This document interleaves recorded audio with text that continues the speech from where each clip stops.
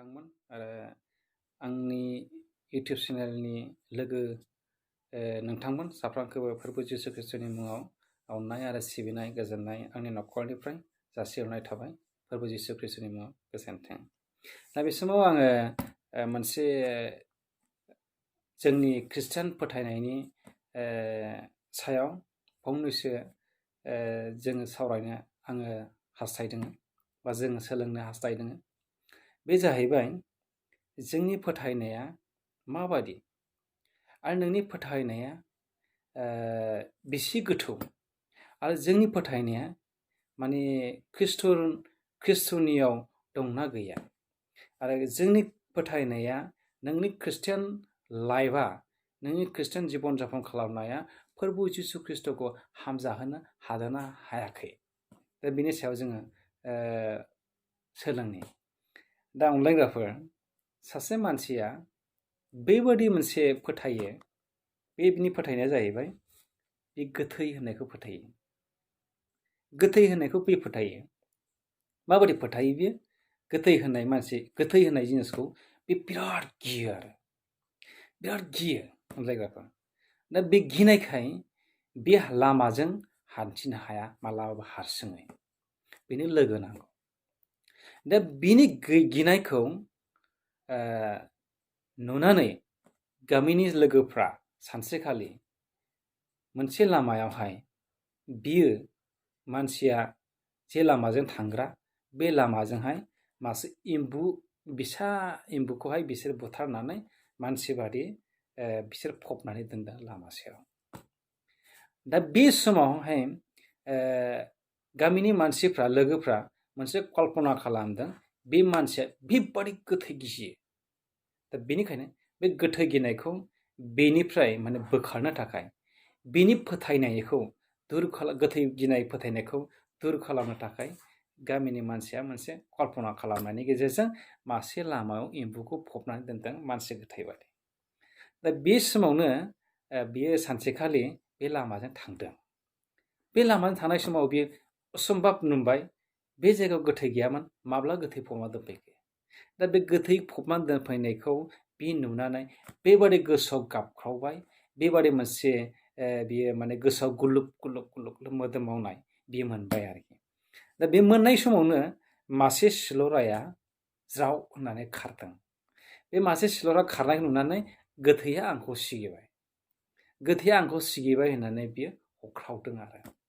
हख्रावनायावहाय गामिनि मानसिफ्रा सोर जाखो बबे जायगायाव मा जाखो होननानै होसोबोबाय, नायफैबाय, नुबाय बे मानसिसो।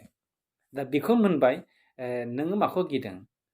गोथै फबनाय दं बेवहाय, बे गोथैयानो आंखौ सिगिदों।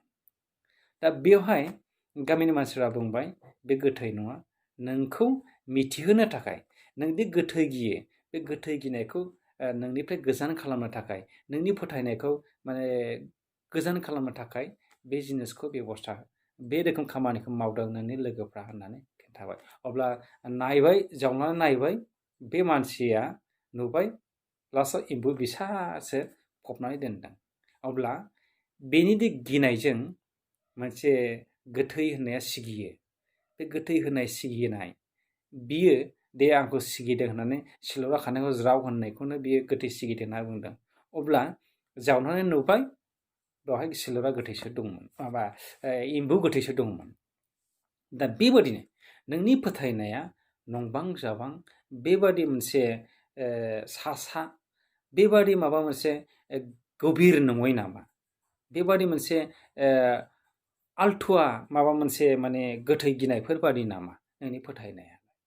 नोंनि फोथायनाया बेबादिब्ला, जोंनि फोथायनाया बेबादिब्ला जों फोरबो जिसु ख्रीष्टखौ हामजाहोनो हानाय नङा। दा बेनिखायनो पाउला बे बाथ्रा बुंदों, थोनहरजानायनि 16 31 नोङो फोरबो जिसु ख्रीष्टखौ फोथाय, नों आरो नोंनि नखरा बासायजागोन। नोङो फोरबो जिसु ख्रीष्टखौ फोथाय, नों आरो नोंनि नखरा बासायजागोन। जोंनि फोथायनाया बेबादि जानांगोन। औ, नोंनि फोथायनाया जेरै बिफांफोरनि बिलाइया गोथां, थिग बेबादिनो बे गोथां बिलाइ होननानै जोंनि मेगनजों, जोंनि दांनायजों जोंनि फोथायनायजों जोङो नुयो बेखौ फांसे बिफांनि बिलाइ होननानैहाय। दा बेबादि साखि, बेबादि मोनसे उइकनेस नोंनि फोथायनाया मानसिफोरनि गेजेराव प्रकाश जानांगोन।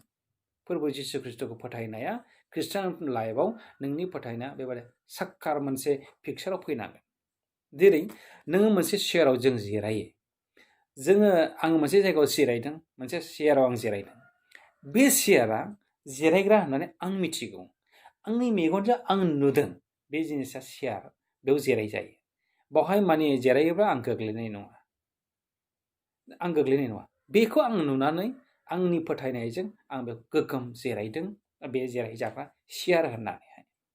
थिग बेबादिनो नोंनि फोरबो जिसु ख्रिस्ट'खौबो नों गुबुन मानसिनो मिथिहोनो हानांगोन बियो बासायगिरि इसोर होननानै।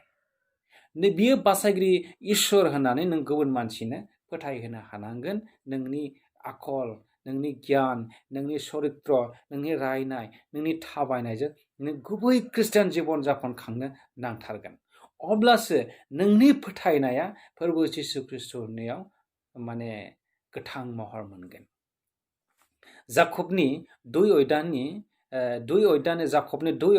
26 बुंदों, नोंनि फोथायनाया ओरैबादि जानांगोन जेरै जिउ गैयाब्ला जोंनि देहाया गोथै, बेबादिनो फोथायनायानैल' थायोब्ला, मावनायफोर गैयाब्ला, मावनानै दिन्थिनाय गैयाबा नोंनि फोथायनायाबो गोथै। दा जोंनि फोथायनाया बै माबा मोनसे गोथैखौ गिनाय, एम्बु गोथैखौनो गिनाय, बेबादि माने माबा मोनसे गोग्गोम नङै, माने मोनसेबो माने फुल माबा नङा आरोखि, बे जिनिसा साफिसियेन्ट नङै जोंनि फोथायनाया बेबादि नामा। जेरै माने गोथैखौ गोथै होननाय गिनाय, मोनसे खोनानायजों, मोनसे मानसिफोरनि खुगानिफ्राय खुगा फैनाय मोनसे गिनायजों, फोथायनायजों बियो बे रोखोम सासे मानसिया भुगिनानै थानाय बादि नोंनि फोथायनाया बेबादि नामा? नङा। दा जोंनि फोथायनाया बेबादि जानांगोन अनलायग्राफोर। जेरै नैबे बथलनि दै, बे बथलनि दैखौ जों बयबो मिथिगौ, बे लोंजायो। जोङो गाङोब्ला बेखौ लोङोब्ला जोंनि देहाया मोजां मोनो, दा बेखौ आङो गुबुन मानसिनोबो लोंहोनो हायो। थिग बेबादिनो नोंनि फोरबो जिसु ख्रिस्ट'खौबो नोङो बेबादि गुबुन मानसिनो बिलाइनो हानांगोन। माजों बिलाइहोनो हानांगोन? जोंनि फोरबो जिसु ख्रिस्ट'आ बासायगिरि। माजों? नोंनि न'खरखौ आरो नोंनि जिबनखौ, नोंनि गासै साल सलनजों नोङो गुबुन मानसिनो लाइजाम बादि नोङो दिन्थिनो हानांगोन। नों उइकनेस खालामनो हानांगोन गावखौ। नों गुबुननि गेजेराव पारफेक्ट ख्रिस्टियान लाइफ नोङो दिन्थिनो हानांगोन। अब्लासो जोंनि जिबन, जोंनि न'खर, जोंनि गासैनिबो बासायगिरिया फोरबो जिसु ख्रिस्ट' जागोन। बेनिखायनो बे बाथ्रानि गेजेरजों आङो नोंथांमोन साफ्रोमखौबो हामबाय होनायजों दोनथ'नाय जाहैबाय। गोजोन्थों। जिसु ख्रिस्ट'नि मुङै आमेन।